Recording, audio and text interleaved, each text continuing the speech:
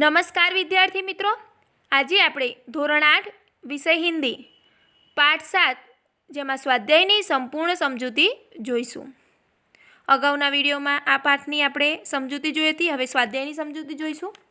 સ્વાધ્યાયમાં पहलू है उदाहरण के आधार पर उपसर्ग लगाकर शब्द पुनः लिखिए।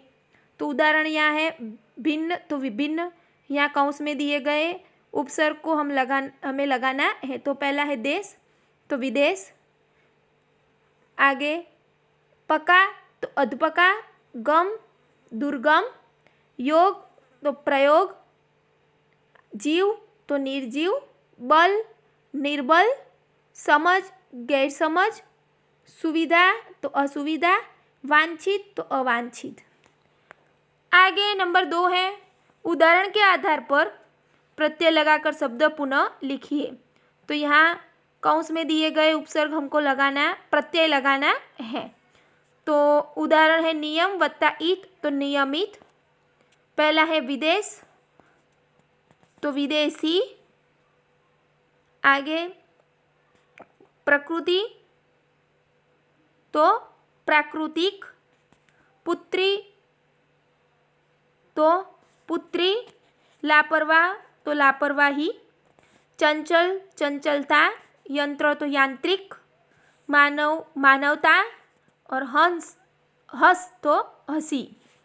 आगे का है चित्र के आधार पर काव्य की रचना कीजिए। यहाँ चित्र है घड़ी का चित्र और ये लड़की दिखाई दे रही है, तो इस पर हमें काव्य की रचना करनी है।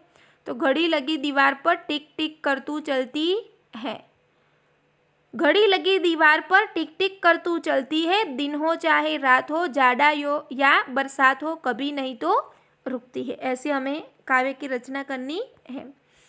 आगे है प्रश्न 4 कि देश की उन्नति विकास एवं रक्षा के लिए आप क्या बनना चाहेंगे, किसान या सैनिक, कारण सहित अपने मित्रों को पत्र में बताइए। तो हम यहाँ पत्र लिखेंगे। पत्र में पहला यहाँ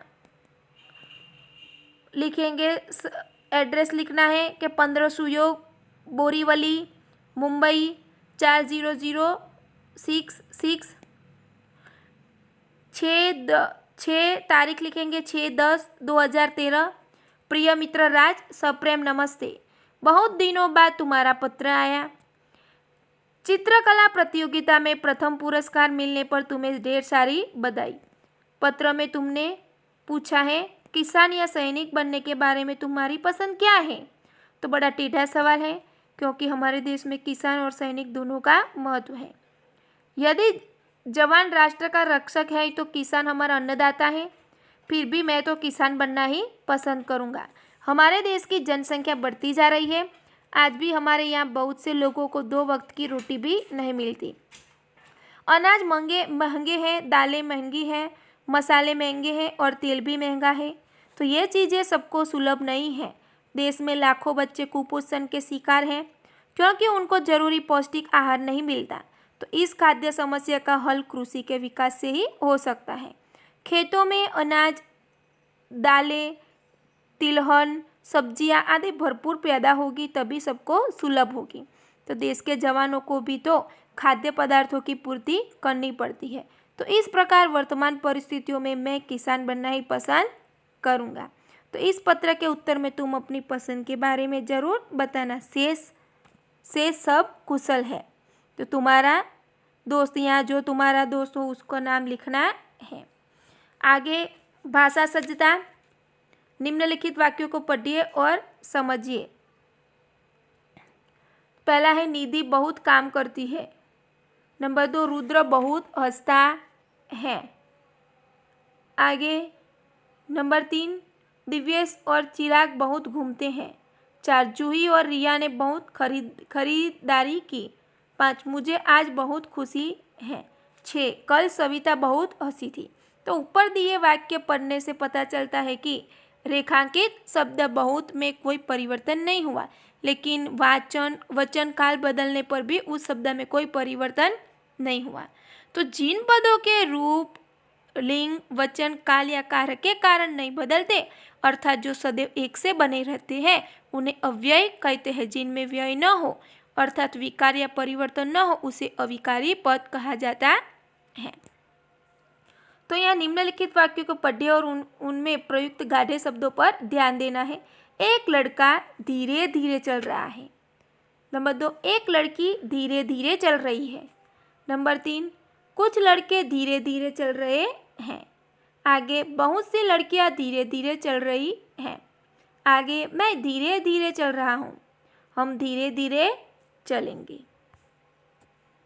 आगे, उपयुक्त वाक्य में प्रयुक्त धीरे धीरे शब्द एक ऐसा शब्द है जिसका प्रयोग पुल्लिंग, एक वचन कर्ता, स्त्रीलिंग, बहुवचन और अंतिम विधान में काल परिवर्तन हुआ है, फिर भी धीरे धीरे शब्द में कोई परिवर्तन नहीं होता, अतः धीरे धीरे अव्यय है। तो अव्यय शब्दों की सूची और तथा, अथवा, या, वह, आहा, कल, अधिक, धीरे धीरे, ऊपर जैसे हैं। तो निम्नलिखित वाक्यों में से ऐसे पद ढूंढिए जो अव्यय हैं। तो हमें अव्यय ढूंढना है। तो पहला है उमंग और स्मित घर चले गए। तो यहाँ और है, बराबर। आगे नंबर 2, तुम्हें अपने जन्मदिन पर कैमरा चाहिए या मोबाइल फ़ोन। तो यहाँ अव्यय या है। आगे नंबर 3, वाह क्या कैच लिया है। तो वह शब्द अव्यय है। आगे नंबर 4, दुर्योधन तथा कर्ण में गहरी मित्रता थी। तो तथा शब्द अव्यय है। नंबर 5, वह तेज दौड़ा। तो तेज शब्द अव्यय है। आगे, तो विद्यार्थी मित्रों, यहाँ से हमारा इस पाठ का स्वाध्याय समाप्त होता है। धन्यवाद।